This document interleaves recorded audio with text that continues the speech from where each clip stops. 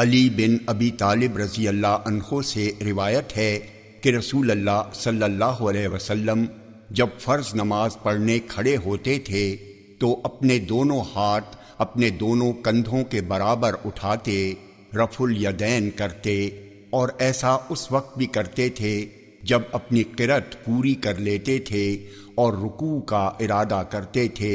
اور ایسا ہی کرتے تھے جب رکوع سے سر اٹھاتے تھے۔ بیٹھے ہونے کی حالت میں اپنی نماز کے کسی حصے میں بھی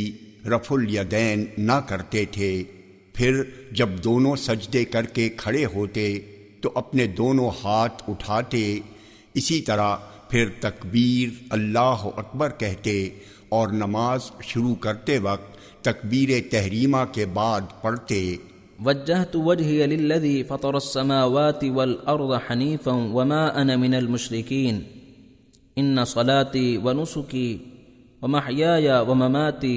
للہ رب العالمین ان صلاتی ونسکی ومحیای ومماتی للہ رب العالمین لا شریک له وبذلك امرت وانا من المسلمین اللهم انت الملك لا الہ الا انت سبحانك انت ربی وانا عبدك ظلمت نفسی واعترفت بذنبی فاغفر لي ذنبی جميعا انه لا يغفر الذنوب الا انت واهدني لاحسن الاخلاق لا يهدي لاحسنها الا انت واصرف عني سيئها لا يصرف عني سيئها الا انت لبيك وسعديك انا بك واليك ولا منجأ ولا ملجأ الا اليك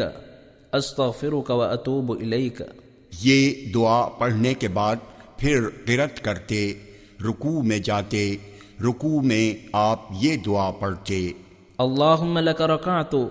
وبك آمنت ولك أسلمت وأنت ربي خشع سمعي وبصري ومخي وعظمي لله رب العالمین۔ پھر جب آپ اپنا سر رکوع سے اٹھاتے تو کہتے سمع اللہ لمن حمدہ، کہنے کے فوراً بعد آپ پڑھتے اللهم ربنا لك الحمد ملء السماوات والأرض وملء ما شئت من شيء بعد۔ اس کے بعد جب سجدہ کرتے